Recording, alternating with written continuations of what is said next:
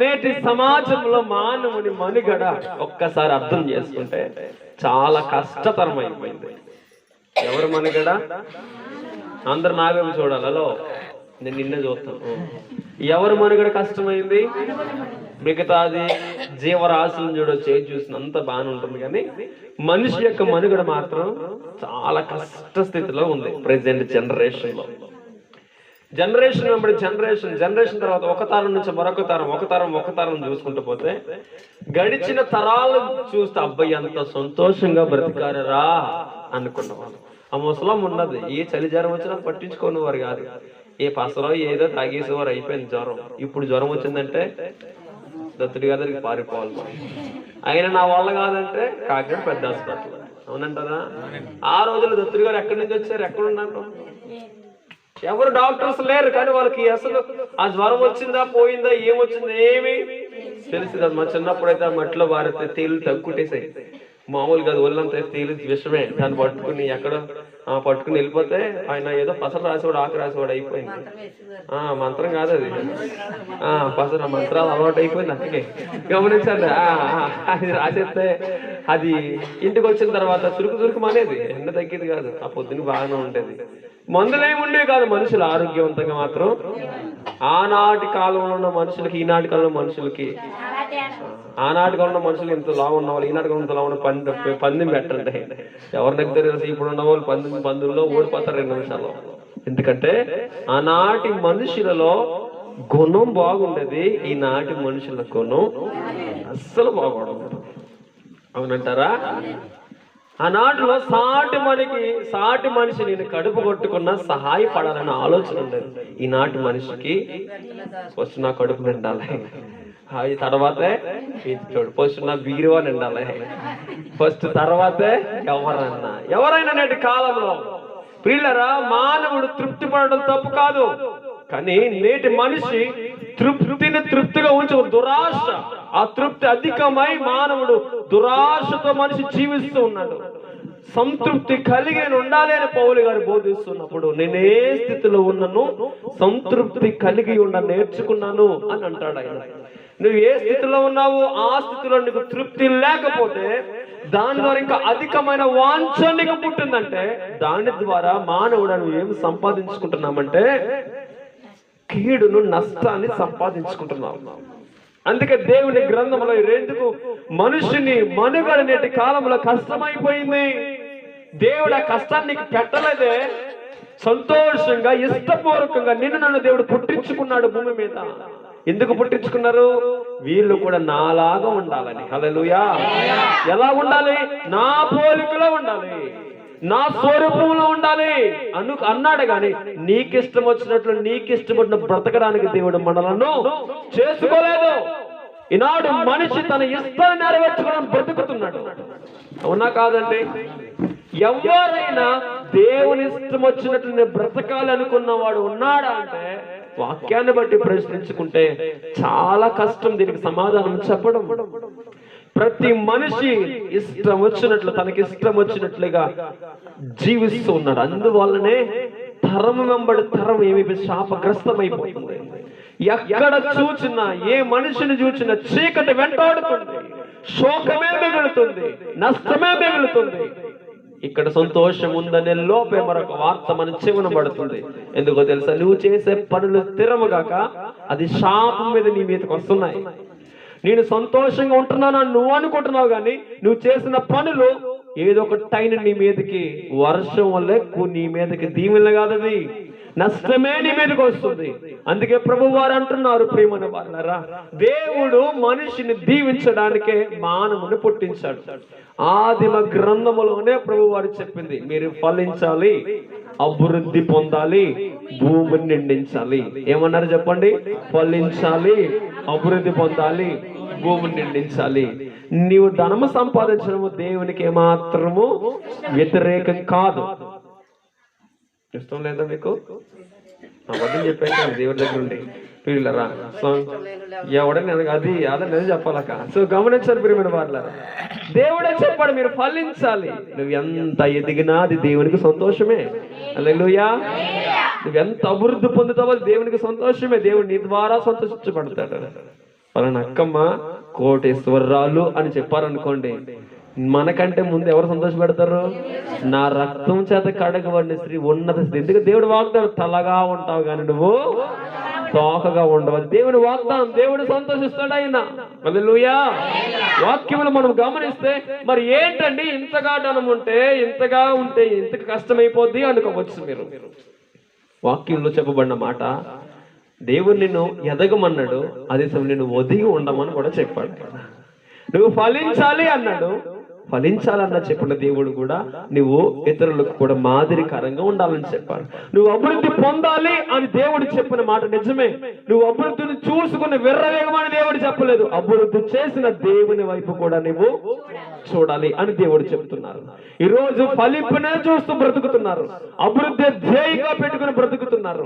నేటి క్రైస్తవులుగా దేవుడు చెప్తున్న వాక్యం, మనిషి మనుగడ నేటి తరములో, నేటి దినాలలో సంతోషముగా సమాధానముగా జరగాలంటే ఒక మాటను మనం జ్ఞాపకం చేసుకుంటే బైబిల్ ఈ విధంగా చెప్తుంది. ప్రియమైన వారలారా, ఏంటి అంటే వాక్యంలో సామెతల గ్రంథములో 18వ అధ్యాయములో, ప్రియమైన వారలారా, మనిషి అనుకుంటున్నాడు, దేవా నన్ను బ్రతికించు, నన్ను దీవించు, నన్ను ఆశీర్వదించు. ఇదే మానవుడు ఉదయం లేచింది మొదలుకొని రాత్రి వరకు కూడా చేసే ప్రార్థన. కానీ ప్రభువారు అంటారు, నీవు జీవించడము, నీవు దీవించబడము, నీవు వర్ధిల్లడము వాక్యములో 18వ అధ్యాయము సామెతలు గ్రంథములో భక్తుడు రాస్తూ ఈ విధంగా ఉంచారు. చూడండి, 18వ అధ్యాయము 21వ వచనం, జీవ మరణములు నాలుక వశము, దాని యందు ప్రీతి పడివారు దాని ఫలము. జాగ్రత్తగా వినాలి అందరూ కూడా. జీవ మరణములు యెహోవా వశమా? జీవ మరణములు మనుషుని వశమా? చెప్పాలందరూ. ఎవరి వశం? నాలుక వశము. అంటే ఎవరి దగ్గర ఉంది నాలుక? ఎవరికి వారి చేతిలోనూ ఉంది కదా. జీవము మరణము ఎవరి వశం? నాలుక వశం. అది ఎవరి వశమైంది? నాలుగు వశమైంది. నా ప్రియులారా జాగ్రత్తగా వినాలి. ఈరోజు అందుకనే నేను ఎందుకు మొదలు పెట్టానంటే, మనిషిని మనుగడ కష్టమైపోయిందని ఎందుకు చెప్తున్నాను తెలుసా? నాలుగు ద్వారానే నువ్వేం చేసుకుంటున్నావు తెలుసా? ఆ నష్టాన్ని, ఆ కష్టాన్ని, అనారోగ్యాన్ని, ఆ బాధను, సమస్యను కావాలని కొనుక్కొని తెచ్చుకుంటున్నాం. హల్లెలూయా. ఎందుకని? నేటి మానవుని మాట చూస్తుంటే అన్నట్లు గ్యారెంటీ ఉంటుంది, కానీ మనుషుని మాటకు మాత్రం గ్యారెంటీ ఉండడం లేదు కదా. బయట 9 రూపాయలు కేజీ. ఏంటది? టమాటాలు కాదక్క, చక్కెర.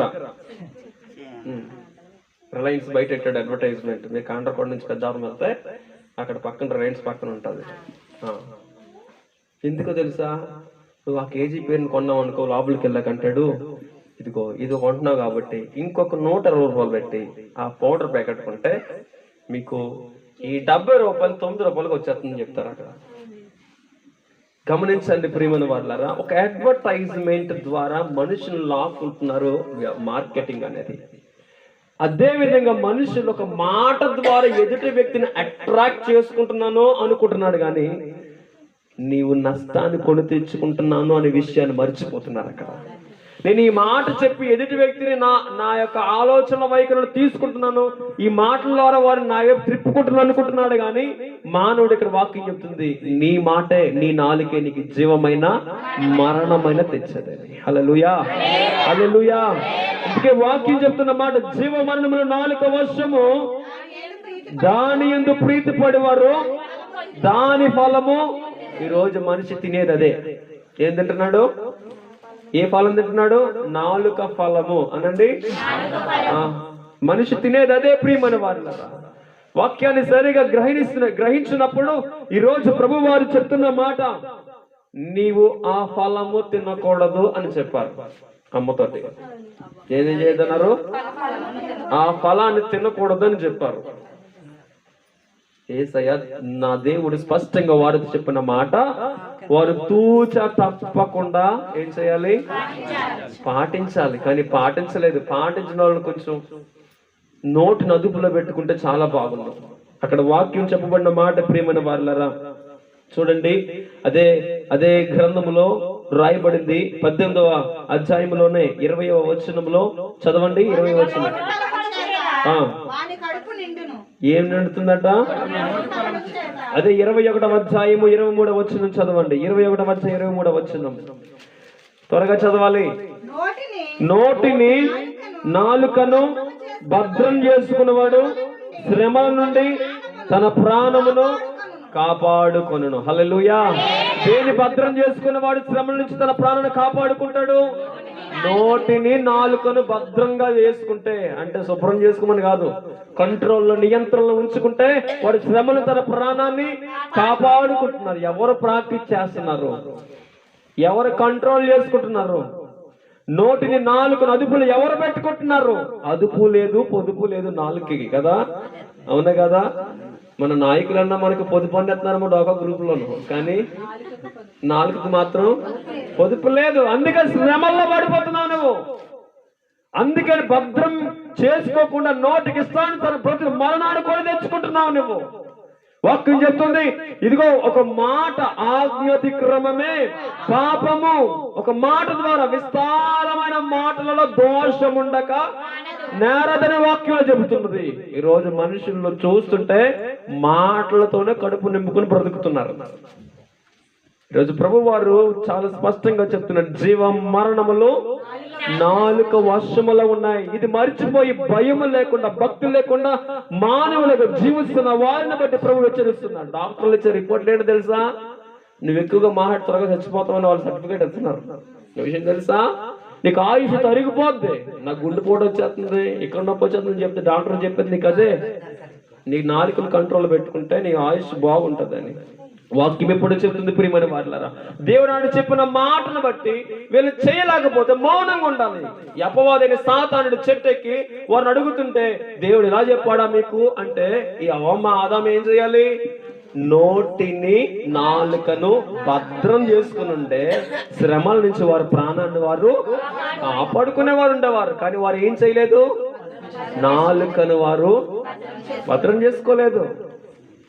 వారు మాట్లాడవలసిన సమయంలో మాట్లాడలేకపోతున్నారు. ఎప్పుడు మాట్లాడాలి? దేవుడు ఆదామా రా అంటే మాట్లాడటం లేదు, చెట్టు చాకు పోయి దాక్కుంటున్నాడు. సాతాను వచ్చి అవ్వమ్మా అంటే ఎస్ అని బయటికి వెళ్ళి హ్యాపీగా దేవుడు చెప్పినన్ని కూడా చెప్పేస్తున్నారు అక్కడ. ఈరోజు మానవుడు తన యొక్క సీక్రెట్స్ అన్ని పక్కన నమ్మేసుకుని తను అమ్మేసుకుంటున్నాడు. హల్లెలూయా. బెస్ట్ ఫ్రెండ్ లో, ఏ ఫ్రెండ్ లో? ఈ ఫ్రెండ్లు చిన్నప్పటి నుంచి మధ్యలోనే ఉంటారు ఫ్రెండ్స్ అందండి. ఈ ఫ్రెండ్స్ మధ్యలోనే, ఎందుకంటే 2 చేపలు కూర వండుకోడానికి ఇచ్చిందంట, ఒక గ్లాసు డబ్బు కారం ఇచ్చిందంట, అంతే. ఇంక రేపు నుంచి ఆ లైన్ కొట్టింటే మధ్యలో నిలబడుతుంది అంతే. ఏ ఫ్రెండ్ ఎందుకు పడుతున్నావు అంతే. ఈ లోపల ఆయన వస్తాడు, ఈయన వస్తాడు అని కాదు. గమనించండి ప్రియులారా, వాక్యాన్ని గమనించినప్పుడు ఈరోజు ఏదేదో వంక పెట్టుకుని మనం దేవునికి వ్యతిరేకలైపోతున్నాం. కానీ మన నోటి ఫలం అనే దీవెన మనల్ని హెచ్చిస్తుంది, మనల్ని కాపాడుతుంది, మన స్థితిగతులు మారుస్తుంది అనే విషయాన్ని మర్చిపోతున్నాం. ఇటు మానవుడు ఎందుకు భయం లేకుండా జీవిస్తున్నాడంటే సాతానుడు వాని నాలుక, వారి తలంపులు మార్చివేసి దేవునికి ప్రీతికరంగా కాకుండా సాతానుడికి ప్రీతికరంగా ఉండాలని వాడిని అపవాసం శోధిస్తున్నాడు. హల్లెలూయా, హల్లెలూయా. వాక్యముని గమనించినప్పుడు ప్రియమైన వారులారా, నిజమండి. ఆ రోజు అవ్వమ్మతో సాతానుడు అడగకుండా అవ్వమ్మంతా నోరిప్పి టక్ టక్ టక్ టక్ మన దేవుడు చెప్పిన సీక్రెట్స్ అన్ని, ఇదిగో దేవుడు అది తినొద్దన్నాడు, తింటే మేము చచ్చిపోతాం. నిజమే చెప్పింది, కానీ సాతానుడు అబద్ధాన్ని ఎలా నిజంగా మార్చింది. నువ్వు చచ్చిపోవు, నువ్వు దేవదూత వల్లే మారిపోతావు. చచ్చిపోయారా? దేవదూత వల్లే మారారా? చనిపోయారు వాళ్ళు. ఆత్మీయంగా వారు ఆ రోజే చనిపోయి. నువ్వు నోటి మాటను మీరి బ్రతకడం వల్ల మనం ఆత్మీయంగా చనిపోతూ ఉన్నాము. దాని వల్ల దేవునికి ఇష్టలుగా ఉండలేకపోతున్నాము. దేవునికి ఇష్టలై ఉండలేకపోతే విశ్వాసములో జీవించలేము. విశ్వాసము లేకుండా ఆయనకి ఇష్టలై ఉండుట అసాధ్యం. మరి ఎలా దేవుని కార్యాలు పొందుతావు? విశ్వాసం లేకుండా ఎలా రాజ్యములు జయించగలం? ఎలా సాతాన్ని ఎదిరించగలం? ఈరోజు ఎందుకు చెప్తుంది తెలుసా? మనుషులుగా మనం చాలా బలహీనులం అండి. ప్రతి విషయంలో బలహీనమే, మాటలు, ఆలోచనలు, తలంపుల బలహీనమే. మనల్ని బలపరచడానికి నా దేవుడి లోకానికి వచ్చాడు. హల్లెలూయా. ఏనాటికి ఆనాడు కీడును అనుభవించి బ్రతుకుతున్నాం మనము. అందుకే వాక్యం చెప్తుంది, ఏ నాటి కీడు ఆ నాటికి చాలు. నీకు తెలుసా, సంతోషాన్ని చూస్తున్నావా, నీ వెనకాల కీడు తరుముకుంటూ వస్తుంది. నీ నీడ నీతో ఉన్నట్టే మృత్యువు, కీడు నిన్ను తరుముకుంటూ వస్తుంది. ఆజ్ఞాపించగానే సంహార దూత ఐగుప్తు మీదకి వచ్చింది. ఒక్క అర్ధరాత్రిలో 1000 మంది జనాంగం చచ్చిపోయారు. నా దేవుని రక్తపు మరకు ఉన్న కుటుంబాలు రక్షింపబడ్డాయి. తప్పదు కూడా దేవుని స్తోత్రం చేస్తాను. హల్లెలూయా. ఈ రోజు నీవు, నేను, మనమందరము కూడా క్రీస్తు రక్తము చేత కడగబడిన వారం. గట్టిగా స్తోత్రం చెప్తామా? మన అందరి మీద యేసయ్య రక్తము మరకలు ఉంచబడ్డాయి. హల్లెలూయా. శత్రువుకు మన మీద అధికారం లేదు. దీన్ని దృష్టిలో పెట్టుకుని దేవుని బిడ్డలుగా మనం బహు శ్రద్ధలతో మాట్లాడాలి. ఏం చేయాలి? అప్పుడు మనము జీవము కలిగిన వారం అవుతాం. హల్లెలూయా. హల్లెలూయా. జీవము కలిగిన అంటే నీ మాట పలికితే నువ్వు ఏదంటే జరుగుతుంది అక్కడ. అది జీవం అంటే. నేను చెప్పే మాట అది. నువ్వు ఏది పలికితే అది జరుగుతుంది. అందుకో భక్తుడు రాస్తాడు, నీవు పలికితే నాకు మేలయ్యా, నీవు పలికితే నాకు మేలయ్యా. అందరూ, నీ దర్శనమే నాకు చాలయ్యా, నీ దర్శనమే నాకు చాలయ్యా. హల్లెలూయా.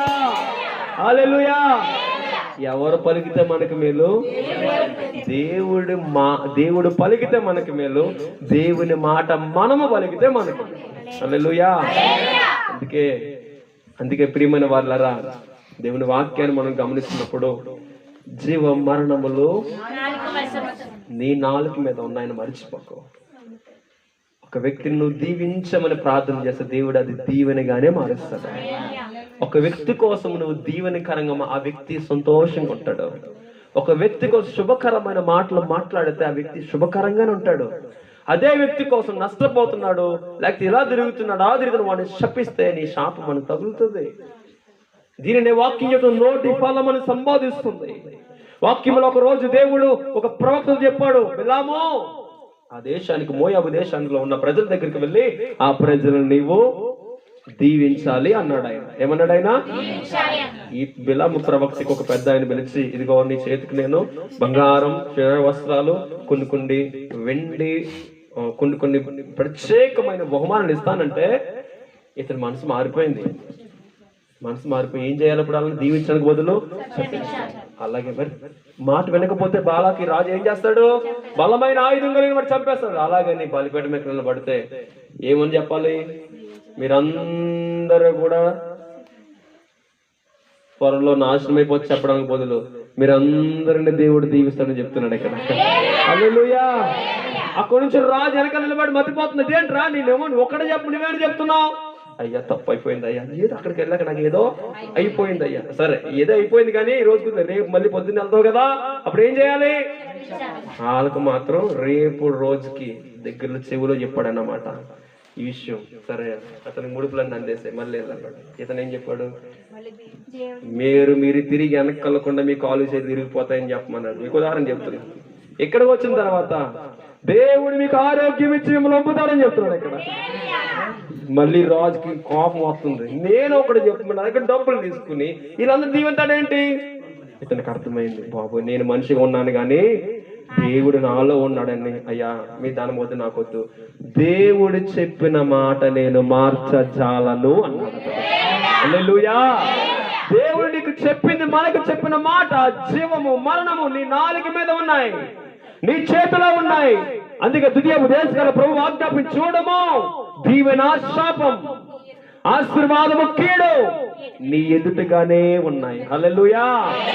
ఎవరిని అటువంటి వాగ్దానం ఇచ్చే దేవుడు ఉన్నారు, ఎవరంతగా ప్రేమించే వారు ఉన్నారు. ప్రేమైన వారులారా నీ చేతిలో ఉన్నాయి. ఆ ఆయుధాలని మన చేతికి ఇచ్చాడు. కానీ నేటి మానవుడు మనుగడ ఎందుకు కష్టమవుతుందని చెప్పని తెలుసా? మనిషి బ్రతకడానికి కావలసిన ప్రాముఖ్యమైన వాటిని మనిషి ప్రక్కన పెట్టేసి అనవసరమైన వాటి వెనకాల మానవుడు పరిగెడుతున్నాడు. అందుకే మనిషికి నష్టం ఎక్కువవుతుంది, కష్టం ఎక్కువవుతుంది. ఒకప్పుడు పెద్దలు ఎంత కష్టపడితే అంత ఫలితం చెప్పాలి ఉండేది కదండి. మీరు ఎంత కష్టపడితే అంత నష్టం మిగులుతుంది. అవునంటారా కాదంటారా? ఎంత కష్టపడుతున్నారో కానీ కష్టాన్ని దగ్గర ఫలితాలను ఏడుస్తున్నారు చాలా మంది. ఈరోజు ఒక సాక్ష్యం విన్నాను నేను. ఒక తల్లి 6 లక్షలు పెట్టుబడి పెట్టారంట పొలానికి, ₹1,00,000 కూడా తిరిగి రాలేదట. నష్టం కాదా? ఎంత కష్టపడి ఉంటాడు ఆయన, ఎంత కష్టం. ఇప్పుడు ఎలా బ్రతకాలి అప్పులు తీర్చడానికి అనే ఆలోచనలో పడ్డారు. నా ప్రియ దైవజనంగమా, నేను ఒక మాట చెప్తున్నాను, నీ నాలుక మీద నీ దీవెన ఉంది. హల్లెలూయా. నీ నాలుక మీద దేవుని యొక్క ఆశీర్వాదం ఉంది. నీ బిడ్డల మీదైనా, నీ యొక్క కుటుంబంలోనైనా, నీ వ్యాపారంలోనైనా, నీ ఆరోగ్యం కొరకైనా నీ నోట ఎప్పుడు కూడా ఆశీర్వచనమే ఉండాలి, కానీ బూతులు ఏమాత్రం మాట్లాడకు. దానివల్ల నీవే నష్టం పోతావు. మన వాళ్ళకి ఆశీర్వాదం కంటే బూతులు ఎక్కువ ఉంటాయి నోటి మీద. దాని వల్లనే ఏం తెచ్చుకుంటున్నావు నువ్వు? కొన్ని నష్టాన్ని కొని తెచ్చుకుంటున్నావు. నా కంగారులోనో లేకపోతే నీ కోపంలోనో నోటుకొచ్చిన మాట మాట్లాడేస్తున్నావు, అది నీ పీకే చుట్టుకుంటుంది. అదే ప్రభువు చెప్తున్నారు, జీవ మరణములో నాలుక వశమని. అందుకని మనిషి బ్రతకడానికి నేను ముగిస్తున్నాను.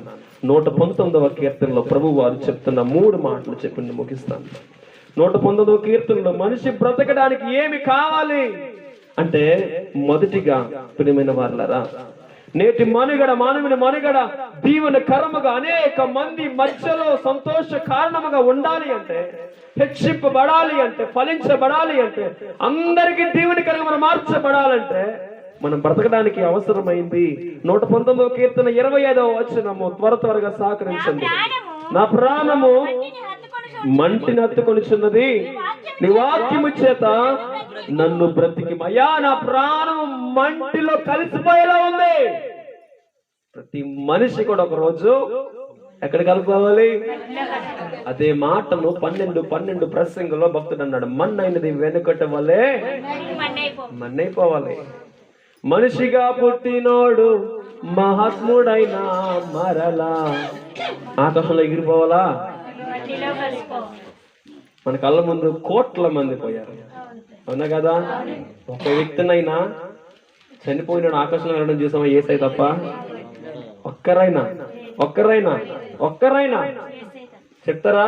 యేసయ్య తప్ప అన్నా నేను. అందుకే ఒక్కరైనా చూస్తున్నాం కదా, పోయి మనం చూస్తున్నాం కదా, కానీ మనకు బుద్ధి రావడం లేదు కదా. మనుషులు చూడండి ప్రియమైన వారులారా, కానీ మనుషులకు అయ్యో వాడు ఏమి తేకుండా వచ్చాడు, ఏమి తేకుండానే అని మనం చూస్తూనే ఉన్నాం, నేర్చుకుంటున్నాం, కానీ కనీసం మార్పైన మనుషులు రావడం లేదు. ఈరోజు ప్రభు వారు చెప్తున్న పాట, అలాంటి మట్టిలో హత్తుకునే ప్రాణము బ్రతికించబడాలంటే నీ వాక్యము కావాలి అంటున్నాడు భక్తుడు. హల్లెలూయా. ఎలా బ్రతకాలి? మనము వాక్యము ద్వారా బ్రతకాలి. ఎలా బ్రతకాలి? నీ వాక్యమే నన్ను బ్రతికించెను, బాధలలో నెమ్మదినిచ్చెను. హల్లెలూయా. ఎలా బ్రతకాలి మనం? అందరూ చెప్పాలి, దేవుని వాక్యము ద్వారా ఎలా బ్రతకాలి? ఎలా బ్రతకాలండి? ఆ వాక్యం మనల్ని విడిచిపెట్టదు. ఈ వాక్యము ఏది చెప్తే అదే శాసనం. హల్లెలూయా. ఈ వాక్యములో ఏది ఆజ్ఞాపిస్తే ఆజ్ఞ. దీనికి వ్యతిరేకంగా శాసనము చేయగలడు ఇంకా పుట్టడు కూడా. హల్లెలూయా. ఈ వాక్యంలో రాయబడిన యథార్థం, అది సత్యము. నీ వాక్యం యథార్థం అనేది, అది ప్రాణమును తెప్పరలా చేసేది. వాక్యములు 19వ కీర్తనలో భక్తుడు మాట్లాడుతున్నాడు. చాలా గ్రంథాలు ఉన్నాయి, ఈ గ్రంథం ఇంకా సాటి అనే గ్రంథం రాదు కూడా. హల్లెలూయా. అందుకే మనం బ్రతకాలంటే ఏం కావాలండి? దేవుని వాక్యం కావాలి. మనం ఒంటరిగా ఉన్నాము, ఎవరు సహాయం లేరు అనే ఫీలింగ్ క్రైస్తవుడిలాగా ఈ కుటుంబం కానీ ఇక్కడ ఎవ్వరు వింటున్నా పొరపాటున రానవ్వకండి. ఎందుకు తెలుసా? ఒంటరి బ్రతుకున్న తోడుగా నిలిచే తోడు నీవే, చీకటి తప్పబడుతూ ఒంటరి పెట్టుకున్న జంటగా నిలుస్తూ ఆమేన్.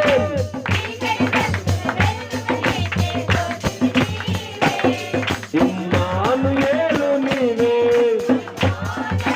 అవును ప్రభా, ఇమ్మానుయేలు నీవే.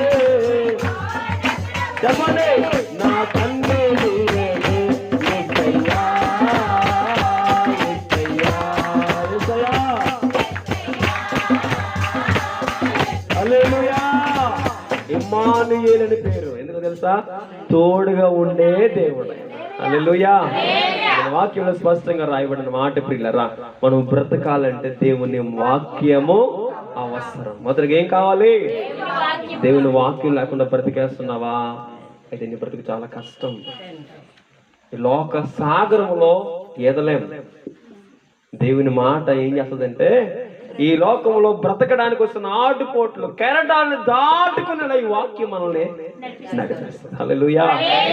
బాధలు వచ్చినప్పుడు ఈ వాక్యం లేకపోతే సతికిల పడిపోతాం, నీరసించిపోతాం, కాళ్ళు వణుకొస్తాయి, గుండె తట్టుకోలేదు, భయంకరమైన బాధ, గుండె జారిపోయినట్టు ఫీలింగ్స్, బ్రతికెందుకు అనిపిస్తుంది. అదే వాక్యముతో నువ్వు నడుస్తున్నావంటే వెంటనే నిలబడుతుంది వాక్యం. హల్లెలూయా. వెంటనే ధైర్యం, ఒక మనిషి ఇవ్వలేని ధైర్యం వాక్యం నీకు ఇస్తుంది. హల్లెలూయా, హల్లెలూయా. మనుషులు చెప్పలేని కోట్ల విలువైన ఆలోచన ఒక వాక్యం నీకు ఇస్తుంది. మనుషులు ఉన్నా లేకపోయినా దేవుని వాక్యం అనుకుంటే నీ వాక్యమే నన్ను బ్రతికించేది, నా బాధలలో నెమ్మది ఇచ్చేది. హల్లెలూయా. అందుకే ఈ లోకంలో మనము అన్నిటి మధ్యలో అందరిలోనూ సంతోషంతో, సమాధానంతో, దేవుని కృపతో, ఆరోగ్యంతో మనం ముందుకెళ్ళాలంటే మొదటిగా చెప్పాలందరూ. రెండవ మాట చూడండి ప్రియమైన వారలారా, రెండవ మాట అదే గ్రంథంలో రాయబడిన మాట 177వ వచనం. 77వ వచనం. అదే 119 కీర్తన 77వ వచనం. నీ ధర్మశాస్త్రము నాకు సంతోషకరము, నేను బ్రతుకున్నట్లు నీ కరుణా కటాక్షములు నాకు కలుగును గాక. ఆమేన్. హల్లెలూయా. రెండవది, మనం బ్రతకాలంటే భక్తులు అంటున్నారు, ప్రభా నేను బ్రతుకున్నట్లు నీ కరుణా కటాక్షములు నాకు కలాలి, కాగాలి, కలుగుని కాక అని పిలుస్తున్నాడు. ఎవరు కరుణా కటాక్షములు? మనుషునికి ఏది అలవాటు తెలుసా? మనుషుని యొక్క కబుర్లు అలవాట్లు. అమ్మ అలా జరిగిందంటే ఎంత ప్రాణం ఎంత ఈసుగా ఉంటుందో కదా. అయ్యో అమ్మ అలా జరిగిందా అంటే, అవునమ్మా కళ్ళ నీళ్ళు వచ్చేస్తా పక్క, చాలా అమ్మ ఇవన్నీ నీకే వస్తున్నాయి అమ్మ, ఏటో కానీ ఒక దాని తర్వాత అయ్యి ఏం చేస్తా తట్టుకో అమ్మ తల్లి. ఎందుకు వచ్చినాయి ప్రియమైన వారిలరా? ఆ మాట ఏం చేస్తుంది? ఎందుకు ఏం చేయదు? నువ్వు ఆకాశం ఎక్కేస్తావు మాట అనగానే అంతే. ఆకాశం, పై ఆకాశం, మహాకాశం ఎక్కేస్తాం అంతే. ఏం వెళ్ళిపోతే మళ్ళీ ఒక్కసారి కింద పడిపోతాం. గమనించండి. కానీ మనిషి బ్రతకాలంటే దేవుని యొక్క కరుణ కటాక్షము రెండింటిని దేవుడు ఎడదీయలేదు. కరుణ 103వ కీర్తన కూడా వచ్చేస్తే సమయం లేదు, నేను చాలా ఫాస్ట్ వెళ్ళిపోతున్నాను. అక్కడ మీరు బైబిల్ చూసి చూడండి. అక్కడ ఆయన అంటాడు, కరుణా కటాక్షములను నీకు కిరీటముగా, నేను ఊకేటని మీరు ఏం చెప్తుంది, నీకు కిరీటముగా ధరింపజేశాను అంటున్నాడు. అక్కడ కరుణ ఎడదీకుడు, కరుణా కటాక్షములు, ఇక్కడ కూడా కరుణా కటాక్షములు. ఇంకా చాలా రిఫరెన్స్ చూపించగలను. ఈ రెండింటిని దేవుడు విడదీయలేదు. ఎందుకో తెలుసా? కరుణ అనే దాన్ని మోసి అయితే కృపతో కూడా పోల్చారు. దేవా నీ కరుణించండి అయ్యా అని అడుగుతుంది ఒక స్త్రీ వచ్చి. కరుణించండి అయ్యా, నన్ను కరుణించండి. ఏమైందమ్మా? ఇదిగో నా కూతురు చచ్చిపోయేలాగా ఉందయ్యా, భయంకర జ్వరంతో పడిపోయింది. వెంటనే దేవుడు కరుణించాడు. దావీదు కుమారుడా, ఇదిగో నాకు భిక్షమే గతి అయిపోయింది, ఒక్కడిని వదిలేరు, ఇంట్లో వాళ్ళు తరిమేశారు, ఎవరు లేరయ్యా, నన్ను కరుణించండి అయ్యా అనగానే వెంటనే దేవుడు అతని తాకాడు, అతని జీవితం మారిపోయింది. దేవుని కరుణ మనిషి జీవితాన్ని మారుస్తుంది, మనిషి బ్రతుకును మారుస్తుంది. కటాక్షం అనేది అర్హత లేని మనకు, స్థితి లేని మనకు సింహాసనం ఎక్కించేది కటాక్షం. హల్లెలూయా. కరుణా కటాక్షముల దేవుడు మనకిస్తేనే మనం బ్రతకడం. అందుకే మనం బ్రతకడానికి ఏం కావాలి? కరుణా కటాక్షములు బ్రతకాలి. ఇద్దరు మనడు దాకా కారు లేనప్పుడు కారు మీద తిరుగుతున్నాడు రా విజయ్ అంటే, నువ్వేం చేస్తావు? నువ్వు కానీ కొనిచ్చావేంటి విజయ్? ఆయన కరుణా కటాక్షం. హల్లెలూయా, హల్లెలూయా. ఆయన కరుణా కటాక్షములు ఉంటే నీ బ్రతుకు లైఫ్ స్టైల్ మారిపోతుంది. హల్లెలూయా. నీకు ధనం ఉండి కాదు, మనుషులుండి కాదు, బలం ఉండి కాదు, జ్ఞానం ఉండి కాదు, ఒళ్ళుండి కాదు. ఆయన కరుణా కటాక్షాలుంటే నీ జీవితం అంచెలంచెలుగా 1 సంవత్సరం కంటే 1 సంవత్సరం దేవుడు ఎక్కిస్తూనే ఉంటాడు. అది కరుణా కటాక్షములు. అందుకే ఇక్కడ గాక అన్నాడు. ఆయన ఏమన్నాడు? కరుణా కటాక్షములు నాకు కలుగును.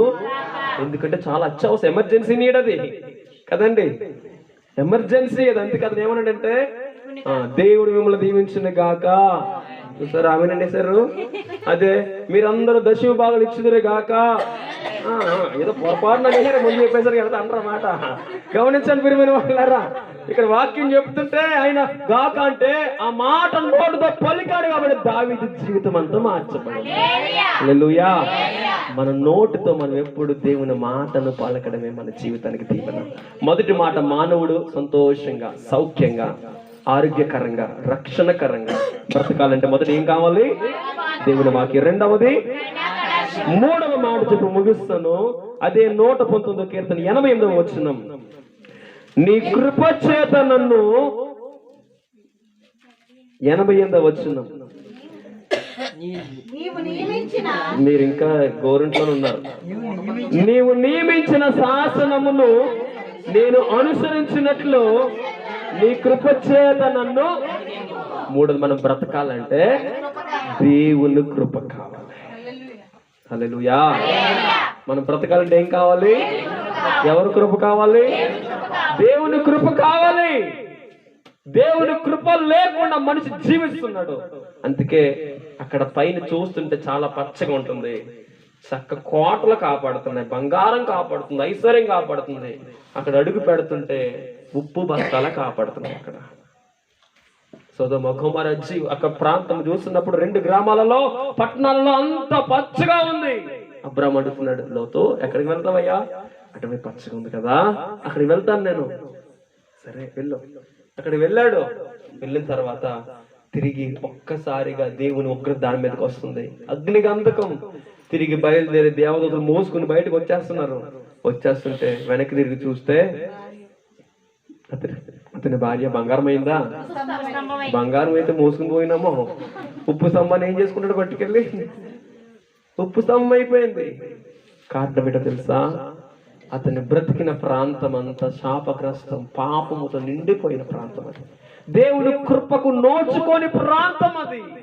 ఆ ప్రాంతంలో ప్రభువా వేడుకుంటున్న అబ్రహాము పాదములు పట్టుకుని, అయ్యా ఒక్క 5 ఆ 1000 మందిలో ఒక్క 5 నీతిమంతులు, మంచోళ్ళు ఒక్క 5 ఉంటే వాళ్ళని కాపాడుతావు ప్రభు. అబ్రహాము నీ కోసమైనా అక్కడ 5 ఉంటే ఖచ్చితంగా పాడతాం.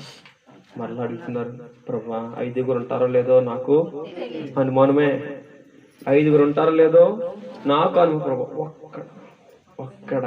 ఒక్కడున్నా సరే నేను కాపాడుతాను ఆ ప్రాంతాన్ని అన్నాడు ఆయన. దేవుని కృప పొందినాడు ఒక్కడూ లేడు అక్కడ. హల్లెలూయా. ఈరోజు దేవుని పేరు పెట్టబడిన ప్రజలుగా మనము బ్రతకాలంటే మూడవది దేవుని కృప. అందుకే పౌలుతో ప్రభు వారు అంటారు, అయ్యా వాళ్ళంతా పాడైపోయింది అయ్యా, చాలా కష్టం ఉంది ప్రభు, ఇంక నీ సేవ చేయలేనేమో, కాలు చేతులు పనికి రావట్లేదు, చాలా బలహీనంగా ఉంది ప్రభు. అంటే పౌలా నా కృప నీకు చాలయ్యా అన్నాడు ఆయన. హల్లెలూయా. నా కృప నీకు చాలు, నువ్వు వెళ్ళే అన్నాడు. మరలా సంవత్సరాలు పరిగెత్తాడు దేవుని కొరకు, కొన్ని 100 సంఘాలు కట్టాడు దేవుని కొరకు. హల్లెలూయా. దేవుని కృప మనిషిని బ్రతికిస్తుంది. ఆయన కృప మనిషికి చాలు, ఇంకేం వద్దు. మన వాక్యం రాసుకుంటాం బండుల మీద, ఇంట్ల మీద, ఏమని కృప చాలు, కృప మీద ఆధారపడం మనం. చెప్తున్నాను పిల్లరా, ఆయన కృప స్థితిని మారుస్తుంది. ఆయన కృప మన జీవితంలో అసాధ్యాన్ని సాధ్యపరుస్తుంది. హల్లెలూయా. 3 మాటలు ఈ రాత్రి మనం నేర్చుకున్నాం. ఒకరోజు 2 వ్యక్తులు మన ఆదివారం నేను చెప్పినట్టున్నాను, బయలుదేరి అడవిలో ప్రయాణం చేస్తున్నారు. ఎక్కడ? నివాసంలో కాదు, అడవిలో ప్రయాణం చేస్తుంటే మధ్యలోకి వెళ్ళేసరికి వెనకాల ఒక సౌండ్ వస్తుంది. ఏ సౌండ్? పెద్ద సింహం సౌండ్ చేస్తుంది. ఏం చేస్తారు ఇప్పుడు? దగ్గరికి వెళ్ళి దానికి హాయ్ బాయ్ చెప్తారు వీళ్ళు. ఒకడికి చెమటలో, ఒకడికి చూస్తే భయంకరమైన సమస్య. వీళ్ళిద్దరు కలిసి, ఒకడైతే సన్నంగా ఉన్నవాడు పరిగెత్తని మొదలు పెట్టాడు, ఇంకొకడైతే పరిగెత్తలో ఉంటారు కదా మా అక్క మతల వాళ్ళు, చూసి దేవుడా దేవుడా దేవుడా దేవుడా దేవుడా దేవుడా దేవుడా ఇంకెన్నిసార్లు అంతా తెలదు, ఏంటి దేవుడా దేవుడా దేవుడా దేవుడా. మా మామయ్యతో పారిపోతుంది, మా అత్త మాత్రం ఉండిపోయింది, ఏం చేసుకుంటా చేసుకొని దేవుడా దేవుడా దేవుడా దేవుడా అనుకుంటే నిజంగా దేవుడు అలాంటి దేవుడు వదలడమ్మా. కష్టకాలం దేవుడు వదలడా, పారిపోతున్నాడా వదలదు అనుకోని. దేవుడు దేవుడు అనుకుంటే దేవుడు అంటున్నాడంట, అమ్మా నువ్వు అడిగమ్మా అన్నాడంట. చూసారా దేవుడు అలా చెప్పేస్తున్నాడు, నువ్వు అడిగమ్మంటే ప్రభా దాన్ని క్రైస్తవ బిడ్డగా మార్చే ప్రభు అని అడిగిందంట. ఏముంది? ఆ సింహాన్ని క్రైస్తవ బిడ్డగా మార్చమందంట. అది అప్పుడంటే అలాగంతా లేదో కొలు తీసి చూస్తే సౌండ్ ఆగిపోయిందంట. ఆగిపోయి అదేం చేస్తుంది? మోకాలు వేసింది అక్కడ. అది ఎవరో అమ్మ నువ్వు అల్లి చెప్తే నాకు అక్కడ మోకాలు వేసిందంట. అక్కడ ఆ సింహం మోకాలు వేసి అది ప్రార్థన చేస్తుందంట. హల్లెలూయా, ప్రార్థన చేస్తుందంట. ఎవడేమో కన్నీటి ప్రార్థన చేస్తుంది. అక్కడ అవి ప్రార్థన, ప్రభా సింహం ప్రార్థన నీకు వందనాలు ప్రభా, ఈ రోజు నాకు మంచి ఆహారం ఇచ్చావు ప్రభా అని ప్రార్థన చేస్తుంది. హల్లెలూయా హల్లెలూయా. మనం అనుకుంటున్నాం ప్రేమను కృప, నీకిచ్చే కృప వేరు, నీకిచ్చే కృప వేరు, నీకిచ్చే కృప వేరు, నాకు ఇచ్చబడిన కృప వేరు. హల్లెలూయా. నేనే ప్రార్థన పరుడిని అనుకుంటే నన్ను నిన్ను మోసం చేసుకుంటున్నాను. నేనే ప్రార్థన పరుడిని అని నువ్వు అనుకుంటే నువ్వు మోసం చేసుకుంటున్నావు. నీకంటే అధికమైన కృప పొందిన వ్యక్తిని పక్కన ఉండొచ్చు. నీకు తెలుసా విషయం? అందుకే ప్రతి వ్యక్తికి ఉన్న తలాంతులు వేరు. అందుకే మనం తగ్గించుకుని మన విశ్వాసంలో బలపడాలి. హల్లెలూయా. అందుకే ప్రతి మనిషి బ్రతకాలంటే 3వది దేవుని కృప చాలా అవసరం. అందుకే ప్రతిరోజు లేచి ఒకటే ప్రభా కృప చూపించండి అయ్యా అని అడుగుతాను నేను ఎప్పుడు కూడా. అది ఏదైనా కావచ్చు, నీ చదువా, ఈరోజు దేవుని ప్రక్కన బట్టి ఈరోజు సోషల్ మీడియా వచ్చిన తర్వాత పిల్లలు ఎంత దారుణంగా పాడైపోతున్నారంటే, బ్రతుకంతా సోషల్ మీడియాలోనే. నేను ఎక్స్పోజ్ అవ్వాలి, నేను నలుగురికి తెలియాలి, నేను నలుగురికి కనిపించాలి, నలుగురిలోను మంచి నోటెడ్ అవ్వాలి. చాలా భయంకరం. సోషల్ వచ్చిన తర్వాత తెలియని వాళ్ళతో, తెలిసిన వాళ్ళతో భయంకర సమయం గడుపుతున్నారు. దేవుడికి ఇది నేర్పించలేదు.